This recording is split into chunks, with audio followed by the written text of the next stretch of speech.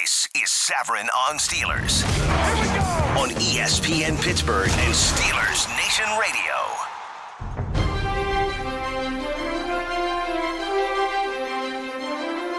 Hit hard and you can make sure you get outside because I'm hitting it like a brick.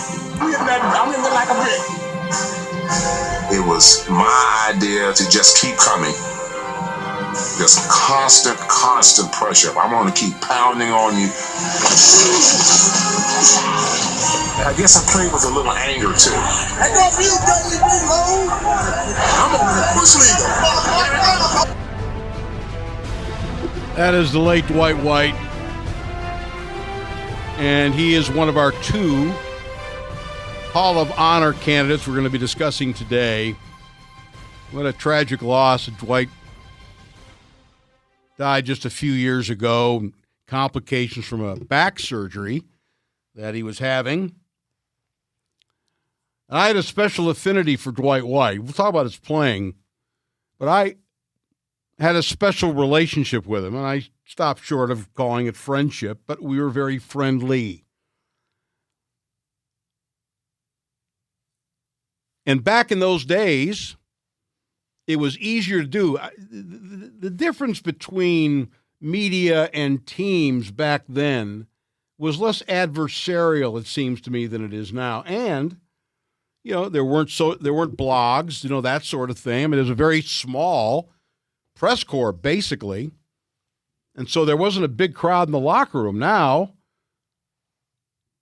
it's like the second biggest crowd at Heinz Field is a practice, as opposed to what you might see at a game. So there would be time to go in there and sit down and talk to guys. And the other factor was, at that point in my life, I was the same age they were. It wasn't like now I walk in, who's that old guy stumbling in? I was the same age as they were, and I remember many a time that I would sit down at Dwight White's locker, even if I wasn't going to interview him on tape or anything, just sit there and we'd talk about things. And we'd share a cigarette. We didn't share, but we were both smokers at that time. And this may interest you, in the Steelers locker room at Three River Stadium, there were ashtrays in each player's locker. And I won't tell you which players smoked, but there were several. 1977, 6, 7, 8, you know, different then. And I always maintained that relationship with him. And I don't think that Dwight White got his just due, and primarily because he played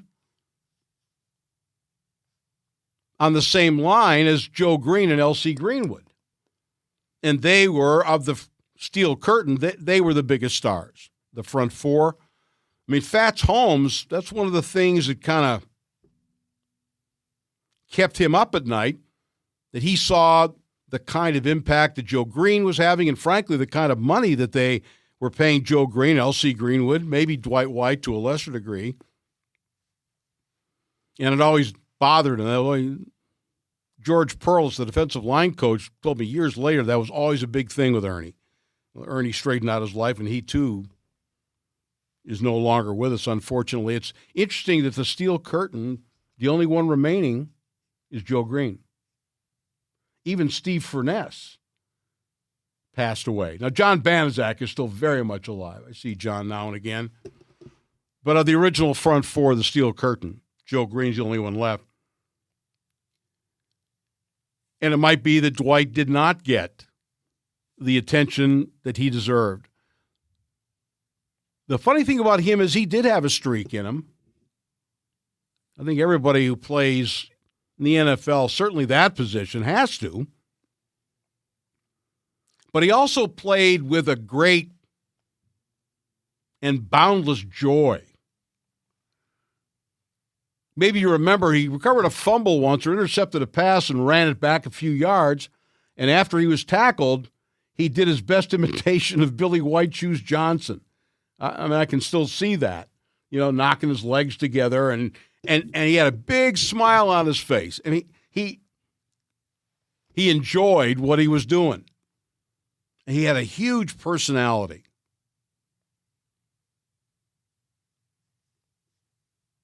Really wore his emotions on his sleeve. And he was a hell of a player and a great pass rusher.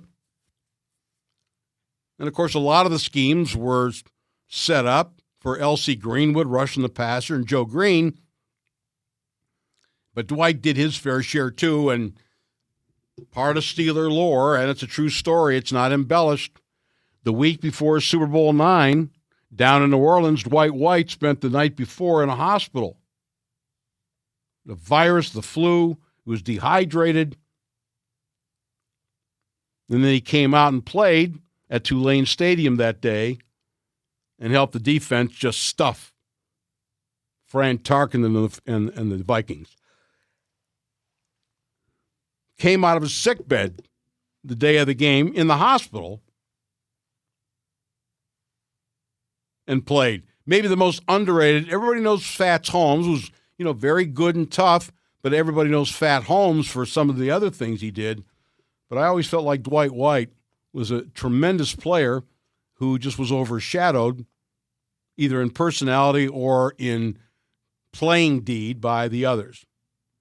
Clearly a worthy addition to the Steelers Hall of Honor. And I'll just preface further remarks by anyone who's nominated for the Steelers Hall of Honor is deserving.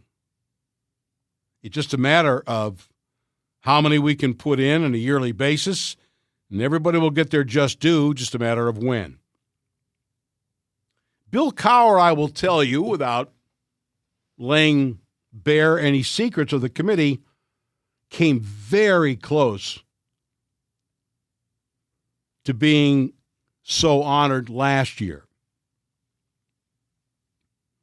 I think the consensus was they wanted to honor Bill Nunn and they wanted to honor Art Rooney Jr., Dan's brother and scouting guru, while he was still with us.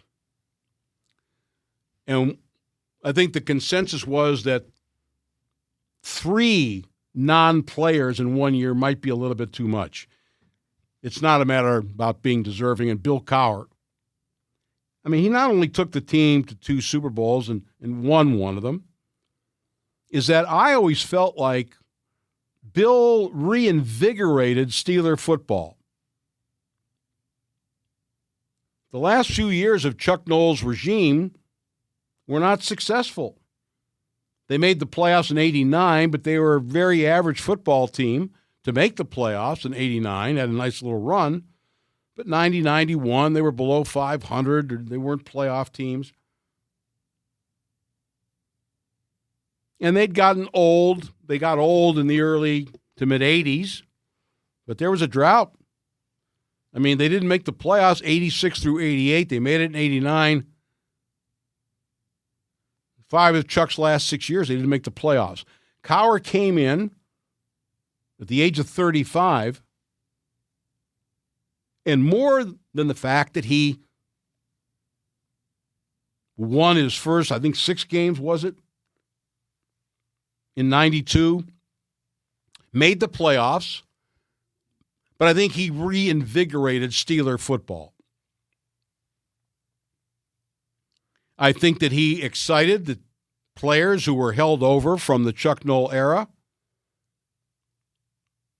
and really began to preach an aggressive, in-your-face style of football, not just defensively, offensively too. He was a big believer in pounding it out. And he didn't inherit a Terry Bradshaw as his quarterback.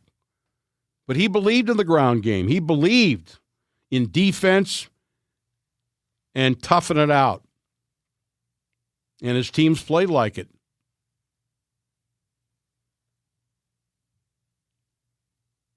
I also marveled at the maturity of Bill Cowher, not necessarily as a coach, but as a man.